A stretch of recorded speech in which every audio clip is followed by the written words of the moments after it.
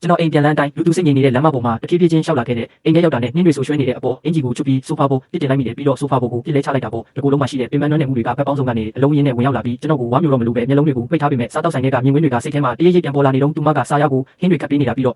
စားရနှကန်းကိုတုပ်ပေးနေတာတွေပေါ့တစ်ချိန်ကကျွန်တော်ပုံမှာပဲနူးညံ့ခဲ့တဲ့အဲ့ဒီလက်တွေကအခုတော့တခြားမျိုးသားတယောက်ကိုအသေးချာဂရုစိုက်ပေးနေကြတာအချိန်တွေဘလောက်ကုန်သွားလဲမသိလိုက်ဘူးအိမ်ရှိတကားတော့ဖွင့်တန်ကြားလိုက်ရမှတတိပြန်ဝင်လာတယ်ခလိုအီကအိတ်ခမ်းပြီးလင်းနေတာကိုမြင်တော့ခဏလောက်ကြောင်အိမ်သွားပြီးချက်ချင်းပဲစိုးရိမ်နေလေတန်ဖမ်းလိုက်တယ်လီယိုရှင်ပြန်ရောက်နေပြီပဲကျမကတော့ဒီညတငယ်ချင်းအိမ်မှာပဲအိတ်လိမ့်မယ်ထင်နေတာပြင်မာနှင်းတွေဒီလောက်တောင်ကျနေတာကိုရှင်ဘယ်လိုပြန်လာတာလဲလမ်းလျှောက်ပြန်လာတာနိုင်ပေါင်းများစွာစကားမပြောဘဲနေခဲ့တာမို့လေချောင်းတွေခြောက်ကပ်ပြီးခက်ပြပြလေးတန်းနဲ့ပဲကျွန်တော်ပြန်ကြည့်လိုက်တယ်ခလိုအီရဲ့မျက်နှာပေါ်မှာထိတ်လန့်သွားတဲ့အရေးအယောင်တစ်ခုဖြစ်ပြေးသွားတာကိုတွေ့လိုက်ရတယ်သူမကကျွန်တော်နားတူးလာပြီးနှစ်ဖူးကိုလာဆန်းဖို့လက်ကမ်းလိုက်တဲ့အပြင်မှာအရင်အေးတာပဲဘာလို့ကျမစီဖုံးမဆက်တာလဲကျမလာကြိုးလို့ရတာပဲကိုကျွန်တော်ကောင်းကိုအသာလေးလွှဲပြီးသူမရဲ့လက်ကိုရှောင်လိုက်တယ်သူမရဲ့လက်ချောင်းတွေလေထဲမှာတင်တောက်ခဲသွားပြီးမျက်နှာကလည်းအနေခက်တယ်လို့ဖြစ်သွားတာပေါ့ကျွန်တော်သူမကိုတက်တက်ဆိုင်ကြည့်ပြီးအေးအေးဆေးဆေးပဲမိလိုက်တယ်အလုပ်ကတကယ်ပဲအဲ့ဒီလောက်ထိအလုပ်ရှုပ်နေခဲ့တာလားဟုတ်တယ်အရေးပေါ် project တစ်ခုရှိလာလို့နောက်ဆုံးမိနစ်ကြာမှအစည်းအဝေးခေါ်လိုက်တာနောက်တစ်ခါကျရင်တော့ရှင့်ကိုတေချာပြန်တောင်းပန်ပါမယ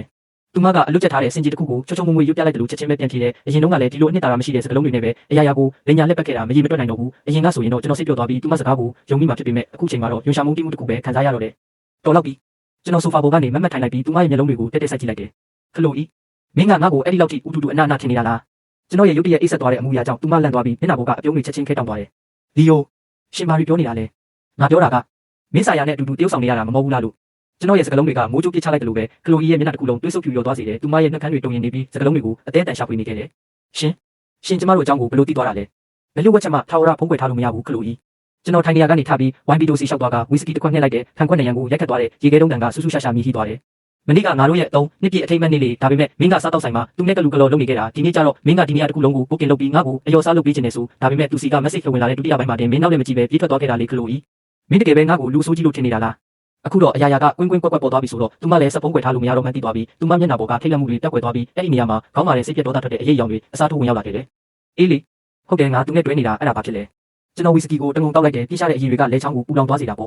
့ငါသိချင်တာကအကြောင်းပြချက်ပဲသူမကကဘာပေါ်မှာအရင်ဆုံးစရာအကောင်းဆုံးပြက်လုံးတစ်ခုကိုကြားလိုက်ရတယ်လို့မျိုးတရော်တဲ့အပြုံးနဲ့လောင်ရလိုက်တယ်သူမရဲ့လေတံကနှာခေါင်းရှုပ်စော်ကားမှုတွေနဲ့ပြည့်နေနေခဲ့တယ်လီယိုရှင်တကယ်ပဲအကြောင်းပြချက်ကိုသိချင်တာလားသူမကမတ်တက်ရပြီးကျွန်တော်စီကိုတဖြည်းဖြည်းရှောက်လာခဲ့တယ်သူမရဲ့မျက်ဝန်းတွေကကျွန်တော်တခါမှမမြင်ဘူးတဲ့အေးဆက်စိမ်းကားမှုတွေနဲ့ပြည့်နေတယ်ဘာလို့လဲဆိုတော့ငါပြင်းလာလို့ပဲရှင်နဲ့ဖြတ်တန်းခဲ့တဲ့ဒီ3နှစ်တာကလိုက်မရှိလေးမရှိပဲတည်နေတဲ့ရေအိုင်ပင်ကြီးအတိုင်းရက်တက်နေခဲ့တာမို့လို့ပဲအရာအလုံးကပြင်းရင်ကြီးငွေစရာကောင်းလုံးပြီးဘာစိတ်လှုပ်ရှားစရာမှမရှိတော့ဘူးသူမရဲ့စကားလုံးတွေကကျွန်တော်နှလုံးသားရဲ့အနုနယ်ဆုံးနေရာကိုတက်တက်ကြီးထိုးဆိုင်လိုက်တဲ့အစိတ်လူတမ်းမြောင်တွေလိုပါပဲကျွန်တော်ကတော့ဒါကိုအေဂျင့်တင်နေတဲ့အခြေတက်လုံးလက်တွဲသွားမဲ့တိတ်ဆိတ်တဲ့အဖော်ပြခြင်းလို့ထင်ခဲ့တာဒါပေမဲ့သူမမျက်လုံးထဲမှာတော့ဒါကပြင်းစရာကောင်းပြီးညီငွေဖို့ကောင်းတဲ့အရာတက်တက်ပဲဖြစ်နေခဲ့တယ်ကျွန်တော်ဝီစကီဖန်ခွက်ကိုတင်းတင်းကြပ်ကြပ်စုပ်ကင်ထားမိလို့လက်စစ်တွေတောင်ဖြူဖြောလို့နေပြီဒါဆိုဆာရာတယောက်ပဲမင်းကိုအဲ့ဒီလိုရင်ခုန်စိတ်လှုပ်ရှားမှုမျိုးပေးနိုင်တာပေါ့ဟုတ်လားအတိအကျပဲသူကရေလဲရေရတယ်ဆွဲဆောင်မှုလည်းရှိတယ်ကျွန်မတခါမှမလုပ်ဘူးတဲ့အတိတ်ဆန်းတွေစီသူကခေါ်သွားပေးနိုင်တယ်သူ့ဘေးမှာရှိနေတဲ့အချိန်မှဒါကျွန်မတကယ်အသက်ရှင်နေတယ်လို့ခံစားရတာကျွန်တော်သူမရဲ့မျက်လုံးတွေကိုစိုက်ကြည့်ပြီးကျွန်တော်နှလုံးသားကိုအပိုင်းပိုင်းဆဆဖြစ်သွားစေမဲ့မိကုန်းကိုမေးလိုက်တယ်ဒါဆို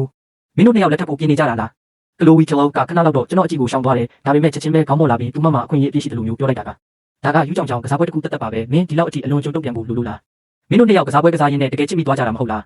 သူမစကားကိုကျွန်တော်ပဲဖြတ်ပြောလိုက်မိတယ်ခြေပြားကနေခေါင်းအထိအေးစိမ်သွားတယ်လို့ခံစားလိုက်ရတယ်ဗျကျွန်တော်အမျက်တနိုးတန်ဖိုးထားခဲ့တဲ့3နှစ်တာအချစ်တွေကျွန်တော်လုံးသားကိုနင်းချသွားတဲ့တစ္ဆာဖောက်မှုတွေကသူမအတွက်တော့အတိတ်ပဲမရှိတဲ့ကစားပွဲတစ်ခုတက်တက်ပဲလေလားကျွန်တော်ကတော့သူမအတွက်ဆိုပြီးတခြားသူတွေရဲ့ချင်းကပ်မှုမှန်သမျှကိုညှင်းပယ်ပြီးကိုပိတ်လောင်ထားခဲ့တာဒါပေမဲ့သူမကတော့အတိတ်ပဲမရှိတဲ့ကစားပွဲတစ်ခုအတွက်နဲ့တခြားယောက်ျားတစ်ယောက်ရဲ့ရင်ခွင်ထဲကိုအလူရက်တိုးဝင်သွားအားခဲ့တယ်ရုတ်တရက်ကလိုဝီရဲ့လေတံပြော့ပြောင်းသွားပြန်တယ်အမှန်တိုင်းဝန်ခံလိုက်ရင်အရာအလုံးအဆင်ပြေသွားပြီးအရင်လိုပြန်ဖြစ်သွားမယ်လို့သူမထင်နေပုံရတယ်ဒီကိစ္စကိုကျမမှားသွားတယ်ဆိုတာဝန်ခံပါတယ်ဆာရာနဲ့ကျမကဟန်ဆောင်လက်ထက်ရုံတင်မှာကစားပွဲပြီးရင်ကျမတို့အရင်လိုပြန်ဖြစ်သွားလို့ရပါတယ်တောင်းပန်ပါတယ်နော်သူမကတောင်းပန်တိုးရှူတဲ့မျက်နှာပေးလေးနဲ့ကျွန်တော်လက်ကိုလှမ်းကန်ကိုကြိုးစားလာတယ်အရင်လိုပြန်ဖြစ်ရမယ်ဟုတ်လားတကယ်ကြီးလားတလောကလုံးကမင်းတယောက်တည်းကိုပဲပပိုးပြူပြီးလက်ပတ်နေတယ်လို့ထင်နေတာလားမင်းကြည်ငြိမ်မှုကိုလိုချင်တဲ့အခါကျတော့ကျွန်တော်ကဒီတိုင်းစိတ်ရှိလက်ရှိစောင့်နေပေးရမယ်မင်းစိတ်လှုပ်ရှားမှုကိုလိုချင်တော့တခြားသူစီပြေးသွားပြီးညီငွေလာတဲ့အခါကျမှကကပြပြန်လာမယ်ပေါ့ဟုတ်လားကျွန်တော်သူမလက်ကိုခါထုတ်လိုက်တဲ့ခွက်ထဲကဝီစကီလက်ကျန်တွေကိုတကြိုက်တည်းမော့ပစ်လိုက်ပြီးခံခွက်ကိုစပွဲပေါ်ဆောင်းချလိုက်မိတယ်ပြီးတော့တုံလုံးချောက်ချသွားတဲ့သူမရဲ့မျက်နှာကိုကြည့်ပြီးလေးလေးနက်နက်နဲ့ပြက်ပြက်တတပြောလိုက်တယ်ကလိုဝီမင်းနဲ့ငါအားလုံးပြီးဆုံးသွားပြီကျွန်တော်ဘာတွန်းဆုံမှုမှမရှိပဲလှည့်ထွက်ခဲ့တဲ့အပြင်မှာတော့လေပြင်းတွေတိုက်ပြီးနင်းမုန်တိုင်းကပိုချမ်းတက်လို့နေတယ်ကျွန်တော်နင်းမုန်တိုင်းနဲ့ကိုတက်တက်ကြီးတိုးဝင်ရှောင်းလန်းခဲ့ပြီမဲ့ဒီတစ်ချိန်မှာတော့ဘာအိတ်တံမှမခံစားရတော့ဘူးအကြောင်းကတော့ကျွန်တော်နှလုံးသားကလုံးဝတိတ်ဆုံးသွားခဲ့ပြီမို့လို့ပါပဲ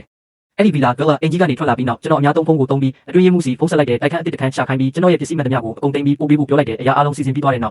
်တိုက်ခန်းတည့်ရဲ့လွတ်နေတဲ့အခန်းထဲမှာကျွန်တော်တယောက်တည်းထိုင်ရင်တရင်ပေါက်ကနေတဆင့်မြို့ပြအလှကိုငေးကြည့်နေမိတယ်ကလိုဝီမင်းကဒါကိုကစားပွဲတစ်ခုတက်တက်လို့ပြောခဲ့တယ်မဟုတ်လားဆာယာကလည်းမင်းနဲ့အတူလိုက်ကစားချင်နေတာပေါ့